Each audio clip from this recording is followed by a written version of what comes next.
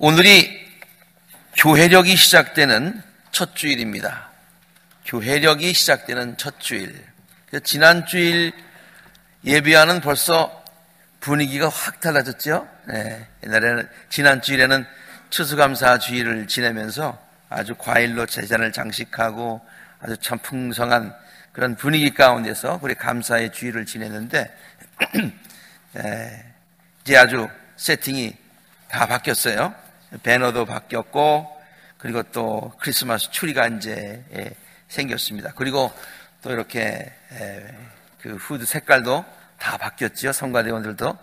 이게 왜 그러냐면은 이 색깔은 조금 그 고통을 상징하고 슬픔을 상징하는 그와 같은 때에 사순절 때도 이런 컬러를 하잖아요. 그래서 고통 중에 주님을 소망 중에 기다리는 그런 뜻으로 이런 색깔도 이렇게 바꿨습니다.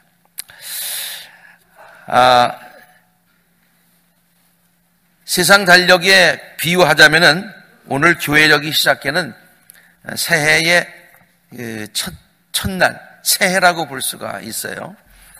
저는 이 교회력을 생각을 하면서 지킬 때마다 참 저 자신이 혼자 해석을 하고 은혜를 받는 게 있어요. 그렇게 만들어진 것은 맨 처음부터는 아니지만은 제가 혼자 해석하고 은혜 받는 것은 우리 세상력에서는 12월 달이 마지막 달입니다. 그런데 교회력에서는 첫 달입니다. 그래서 저는 어떻게 그걸 해석을 항상 하는 거 아니, 세상에서는 마지막이라고 생각하는 그때에 하나님께서는 새로운 일을 시작하시는구나 라는 그런 생각을 하면서 본래 그렇게 만들어진 것은 아니지만은 저 나름대로 해석을 하고 또 은혜를 받습니다. 자, 교회가 교회력을 정한 이유가 있지요. 그것은 예수님의 생애를 중심으로 해서 이루어졌는데, 예수님의 생애를 중심으로 만들어진 교회력을 지키게 함으로 인해서 성도들로 하여금 날마다의 삶을 예수님과 동행하고자 하는 거예요. 그러니까 성도의 삶이라고 하는 것은 예수님과 동행해야 되는 것 아닙니까? 그런데 예수님과 동행하는 것을 돕기 위해서 예수님의 생애를 중심으로 한, 삶을 중심으로 한 그것을 교회력으로 만들어서 교회력을 지키면서 좀 더 예수님과 동행하는 것을 돕기 위함이다. 우리가 음력을 지키면은요, 뭐가 좋습니까? 농사 짓는 분들이 그렇게 얘기하더라고요. 음력을 지키면 너무 신기하게 그 절기하고 농사 짓는 것하고 너무너무 비슷하게 잘 들어맞는데요. 그래서 그 농사 짓는 분들은 음력을 지금도 아주 굉장히 귀하게 생각하고 지키거든요. 그렇게 농사 짓는 사람들에게 도움을 주는 그 원력이, 음력이 있듯이 그리스도와 동행하는 성도들의 삶을 돕기 위해서 교회력이라고 하는 것이 생겼다고 하는 것이죠. 왜냐하면 교회력의 전체적인 주제는 예수님과의 동행이기 때문입니다. 오늘 교회력이 시작되는 첫 주일에 성만찬을 행하는 이유도요, 주님과의 동행을 소망하고 또 결단하기 위함이죠. 성만찬을 통하여서 예수님의 몸과 피를 대하고요, 예수님을 우리들의 심령과 삶에 다시 한번 구체적으로 모셔드리고 주님과 함께 또 한 해도 동행하겠습니다 라고는 결단하는 그와 같은 주일이라고 볼 수가 있습니다. 오늘은 이렇게 교회력이 시작하는 강림절의 첫 주입니다. 그래서 여기 촛불 4개 중에서 첫 번 촛불이 켜졌어요. 이 촛불 4개가 다 켜지고 나면은 가운데 크라이스트 캔들이 켜지게 되겠죠. 자, 강림절이라고 하는데요, 강림절의 주제는 기다림입니다. 누구를 기다리는 것입니까? 우리와 동행할 그분을 기다리는 거예요. 우리와 동행할 그분이 누굽니까? 예수님이죠. 메시아지요. 그리스도시죠. 그래서 메시아, 예수님, 그리스도, 그분을 기다리는 이 기간이 강림절이라고 하는 것입니다. 소망 중에 기다리는 것입니다. 큰 기대를 가지고 기다리는 것입니다. 왜냐하면 예수님이 우리의 참 소망이 되시기 때문입니다. 선지자 이사야는요, 앞으로 오실 메시아가 어떤 분이시냐? 인간들의 모든 문제들을 해결하여 주실 분이시다. 그래서 우리의 해방자가 되시고, 우리의 구속자가 되시고, 또 우리의 모든 문제 해결자가 되시는 바로 그분이 오신다. 그분은 하나님이 이렇게 특별하게 무슨 보내신 사자가 아니라 바로 하나님 그분이 인간의 몸을 입고 오신다 라고 예언을 했어요. 그런데 예수님께서 한 번은 당신의 고향 나사렛에 있는 어느 회당에서 이제 말씀을 증거하시면서 바로 이사야가 예언한 이 메시아에 대한 예언을 읽으시면서 여기에 예언된 이 메시아가 바로 나다라고 하는 것을 말씀해 주신 적이 있죠. 주의 영이 내게 내리셨다. 주께서 내게 기름을 부으셨는데 가난한 사람에게 기쁜 소식을 전하게 하셨어요. 기쁜 소식을 전하게 하셨어요. 주께서 나를 보내셔서 포로된 자에게 자유를 주는 해방자로 오셨다는 거예요. 눈먼 사람에게 다시 보게함을 병 고치는 해결자로 오셨다는 거예요. 억눌린 사람들을 풀어주고 주의 은혜의 해를 선포하기 위해서 메시아가 오신다고 이사야가 예언했는데 바로 그 메시아가 나다라고 예수님께서 말씀하신 것이죠. 이 말씀 가운데서 단순히 어려움에 있는, 문제 있는 사람들을 가난한 사람, 포로된 사람, 눈먼 사람, 억눌린 사람들로 표현은 하였습니다마는 반드시 그런 사람들만을 위해서 오신 것이 아니라 세상에 있는 많은 문제들을 이러한 말들로 상징적으로 표현하는 것이에요. 그러므로 이 말씀은 이 세상의 모든 문제들, 어떤 문제들인지 다 가지고 있는 그 자들을, 우리 인간들을 위해서 그것을 해결해 주시기 위해서 예수님께서 오신 것이다. 궁극적인 문제 해결자로 오셨다 라고 하는 것을 우리에게 선포하신 것이죠. 정말로 세상에 많은 사람들이 문제를 안고 씨름하며 살아가고 있습니다. 정도의 차이는 있을 수 있고 그 문제의 그런 종류의 차이는 있을 수 있지만은 누구나 다 문제를 안고 살아가고 있습니다. 그리고 그 문제들 때문에 실망하기도 하고 절망하기도 합니다. 소망을 가졌다가 그것이 해결되지 않아서 더 절망하기도 합니다. 이 세상에는 우리들의 인간의 모든 문제를 궁극적으로 해결해 줄 것이 없기 때문입니다. 그러나 성경은 우리들에게 소망을 줍니다. 세상에서는 문제 해결을 찾을 수 없지만은 하나님께서 우리들에게 문제 해결을 주신다. 이것이 바로 누구를 통한 문제 해결이냐? 바로 메시아를 통한 문제의 해결이다. 그래서 우리들의 참 소망의 근원이 되신다. 그러므로 우리 이 메시아를 우리가 소망 중에 기다리는 것이 굉장히 중요하다라고 하는 것을 우리에게 가르쳐주고 있어요. 신실한 신앙생활은 무엇인가요? 그것은 하나님의 약속을 믿고 하나님의 때와 하나님의 방법을 기다리는 것입니다. 어려움이 있을지라도 하나님의 약속을 믿고 하나님의 신실하심을 믿고 하나님께서 내 문제를 해결해 주심을 믿고 그것을 기다리는데 내 방법이 아니고 내 방법이 내 뜻이 내 때가 아니라 하나님의 때에 하나님의 방법을 인내심을 가지고 소망을 가지고 기다리는 것, 이것이 성숙한 신앙생활의 자세라는 거예요. 그래서 오늘 본문 말씀 25절과 26절에도 주께서는 주를 기다리는 사람이나 주를 찾는 사람에게 복을 주신다. 이것이 성경의 약속이라는 거예요. 하나님을 찾는 사람에게 반드시 응답하신다. 주께서 그러므로 구원하여 주시기를 참고 기다리는 것이 좋다. 이렇게. 이스라엘 백성들은 메시아를 기다렸습니다. 간절히 기다렸습니다. 애타게 기다렸습니다. 그들이 심한 고난 중에 있었기 때문입니다. 왜 그렇게 간절하게 메시아를 기다렸을까요? 메시아 밖에는 다른 해결책이 없다고 저들이 경험했기 때문입니다. 이스라엘 백성들이 주님만을 기다렸던 이유는 다른 데서 해결점을 찾을 수 없었기 때문이라는 거예요.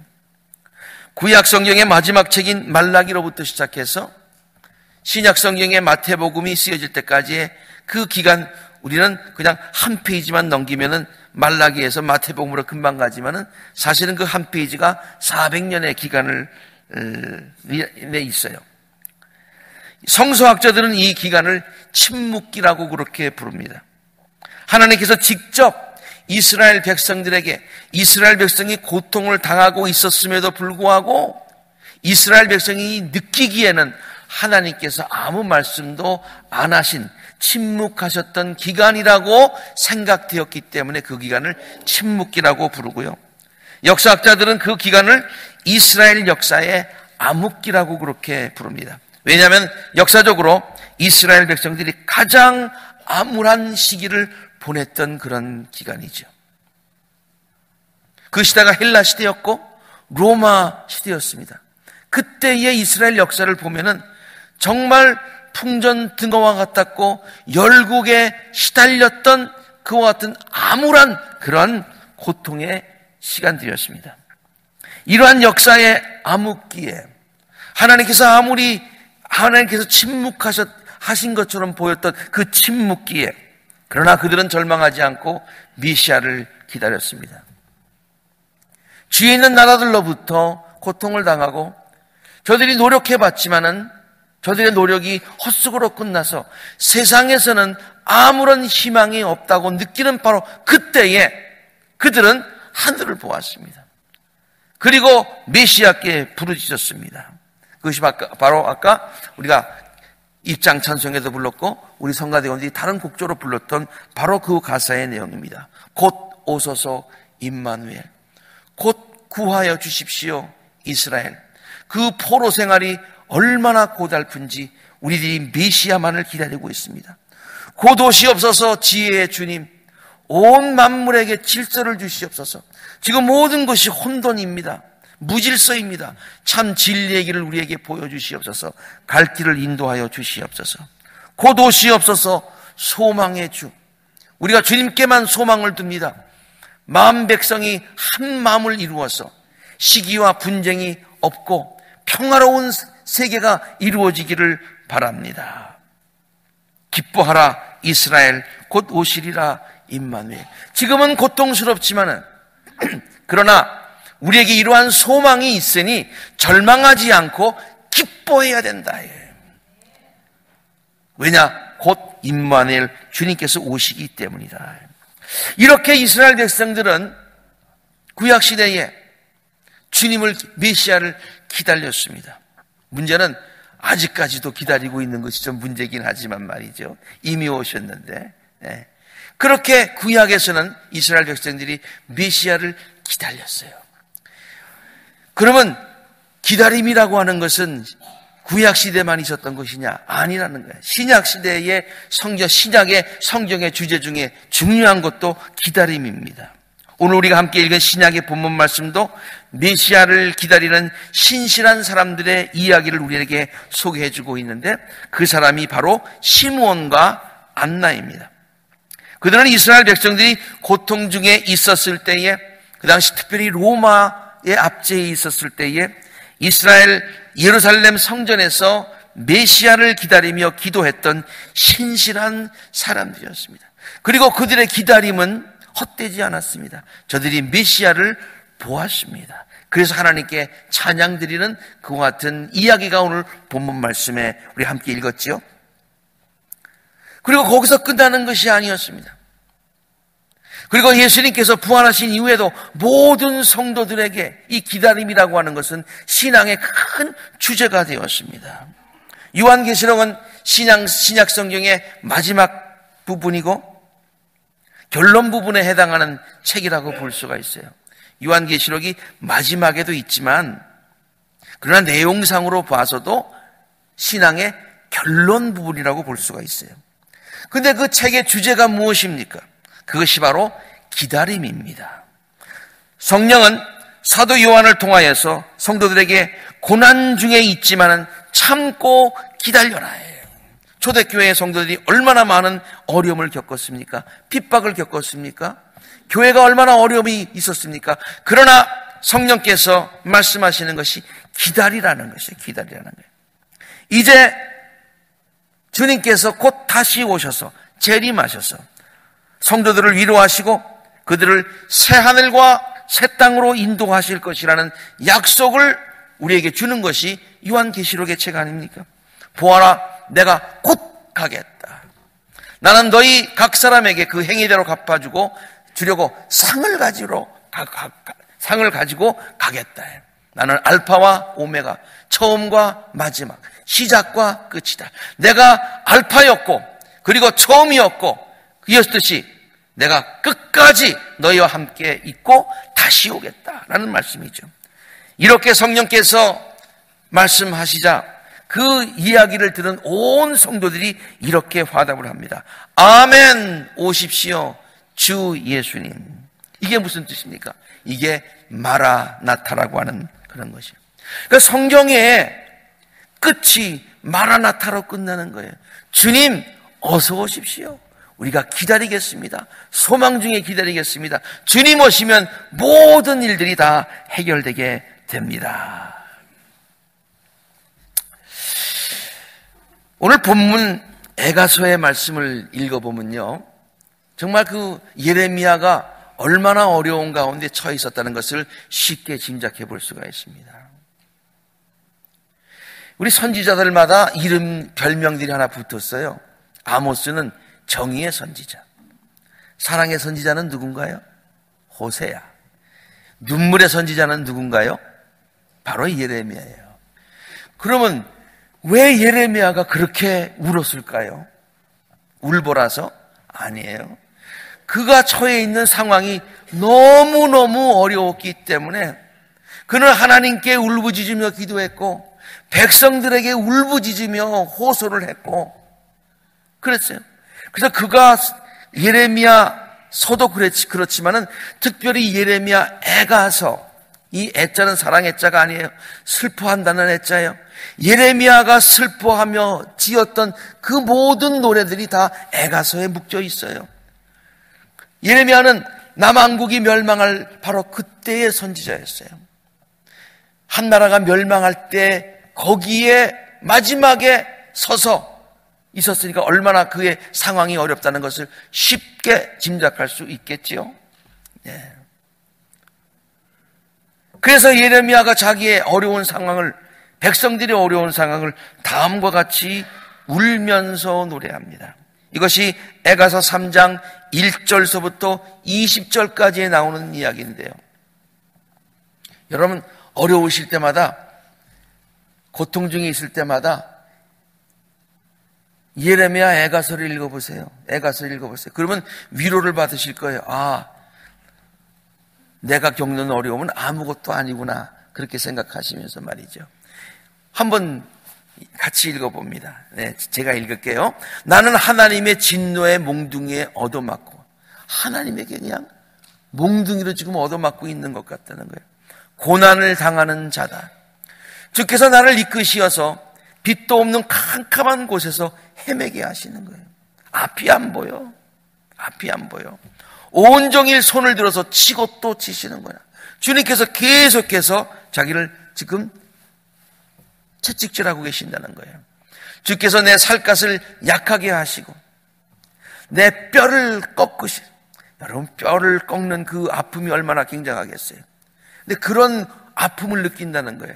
가난과 고생으로 나를 애우시며 나를 이렇게 푹 싸시는데 가난과 고생으로 꽉 싸셨어요.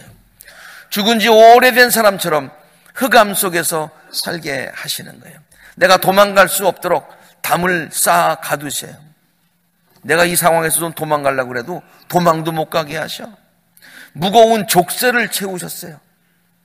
그리고 살려달라고 소리 높여 부르짖어도 내 기도를 들으시지 않으시는 것 같아. 하나님께서 침묵하시는 것 같아. 다듬은 돌로 담을 쌓아가지고 내 앞에 막았어요. 돌이 엉성하게 있으면 확 밀면은 그 담이 무너질 텐데, 담을 얼마나 잘 쌓는지 이렇게도 무너지지도 않는 담이야. 가는 길을 가는 나를 괴롭혀요. 길을 잘못 들게 또 하셔요. 그리고 내 몸을 찢으시고 나를 외롭게 하세요. 주님께서 나를 관역으로 삼아서 활을 당기신대요. 하는 일마다 어려우니까 마치 하나님께서 이렇게 관역을 맞춰서 나를 맞추시는 것처럼 느낀다는 거예요. 내 백성이 모두 나를 조롱하고 온종일 나를 놀려대요.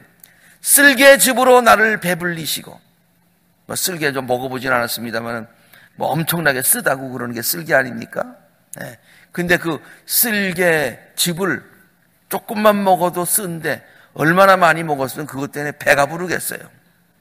쓴 쑥으로 내 배를 채우시고요. 내게서 평안을 빼앗으시니 나는 행복을 잊어버리고 말았어요. 행복이라는 단어가 세상에 존재하는지도 모르는 그런 상태가 되었다는 거예요. 그래서 나오노니 탄식뿐이에요. 내가 겪은 그 고통, 쓴 쑥과 쓸개즙 같은 그 고난을 잊지 못한대요. 잠시도 잊을 수 없으므로 울적한 마음을 가눌 길이 없다. 요것이 20절까지의 내용이에요. 예레미야 애가서가 여기서 끝났다 그러면은, 예레미야 참 슬펐겠구나. 그럼 무슨 소용이 있겠어요? 그게 성경이 아니죠. 하나님 말씀이 아니죠. 그런데 예레미야가 이렇게 어려움을 겪고 있었지만은 여기에 반전이 있는 거예요. 그럼에도 불구하고 하는 거예요. 그래서 21절은 어떻게 시작하냐면 그러나라는 말로 시작합니다. 이렇게 어려웠지만 그러나 소망이 있다는 거예요. 이렇게 어려웠지만 하나님의 사랑을 내가 깨달으니 나에게 소망이, 희망이 용서점친다. 그런 얘기죠. 어려웠지만은 메시아 되시는 주님이 오니까 모든 상황이 다 반전된다, 역전된다. 그 말이지요.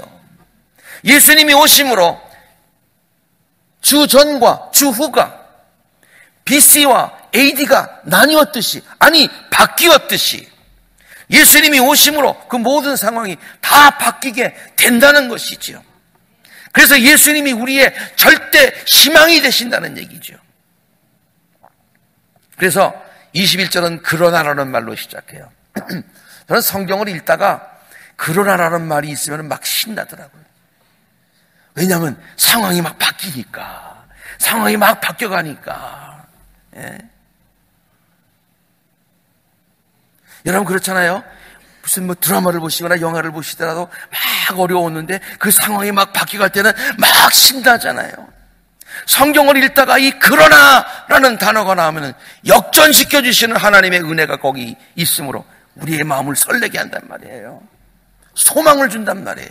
그러나 마음속으로 곰곰이 생각을 해보니까 이러한 어려움 가운데서 곰곰이 생각해 보니까 오히려 희망을 갖게 되더라.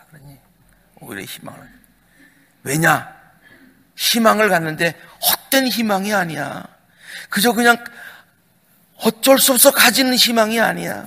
곰곰이 생각해 보니까 내 마음 가운데 희망이 생기는데 그 곰곰이 생각하는 이유들이 분명하게 나오는 거야. 그 이유가 주의 한결같은 사랑이 다함이 없고, 그 긍휼이 끝이 없고, 주의 사랑과 긍휼이 아침마다 새롭고, 주의 신실하심이 크다고 하는 얘기예요. 나는 늘 말하였다. 주는 내가 가진 모든 것. 그러하기에 나는 주께 내 희망을 건다. 주께서는 주를 기다리는 사람이나 주를 찾는 사람에게 복을 주신다. 주께서 구원하여 주시기를 참고 기다리는 것이 좋다. 이것이 예레미야의 고백이에요. 슬픈 중에서라도 반전케 하시는 절대 희망이 되시는 주님께 거는 기대 때문에 하나님께 찬양드리는 찬양의 시다, 그런 얘기예요. 이러한 확신을 그가 가지고 있었던 분명한 이유를 다시 한번 정리해 봅니다. 우리 함께 같이 제목만 읽겠습니다. 시작. 주의 사랑은 한결같기 때문이라는 것. 둘째, 주의 긍휼이 끝이 없음을 믿었기 때문입니다. 셋째, 주의 신실하심이 크시기 때문입니다. 네 번째, 주님은 그가 가지는 희망의 전부이기 때문이었습니다. 마지막으로 주님은 그를 기다리는 자들에게 반드시 복을 주신다는 확신 때문이었습니다. 자, 25절 함께 있습니다. 시작. 주께서는 주를 기다리는 사람이나 주를 찾는 사람에게 복을 주신다. 정말로 우리는 혼돈의 시대에 살고 있습니다. 문제 많은 세상에 살고 있습니다. 문제 많은 세상에 살고 있어요. 저는 미국에 가서 영어를 배울 때, 맨 처음에 영어를 배울 때 미국 친구들하고 얘기하면서 너무 좋은 말이 하나 배웠어요. 그리고 굉장히 많이 썼습니다. 그 후에 너무 좋아가지고 그게 뭐라고 딱 하면 미국 친구들이 뭐냐면 no problem 그렇게 얘기하더라고요. 와, no problem이래. no problem이래. 그 말이 얼마나 좋은지, 그냥 그거 한국말로도 하다가 no problem 그랬어요. 근데 살다 보니까 무슨 no problem, 무초 프라블레모. 세상은요 no problem이 아니에요. 엄청난 문제들이 많이 있어요. 엉켜 있어요. 어디서부터 풀어야 될지 모르겠어요. 우리의 힘과 재주 가지고는 안 돼요. 세상에 누구의 도움 가지고도 안 돼요. 절대의 유일한 해결책은 누구뿐이다? 하나님뿐이에요. 하나님뿐이에요.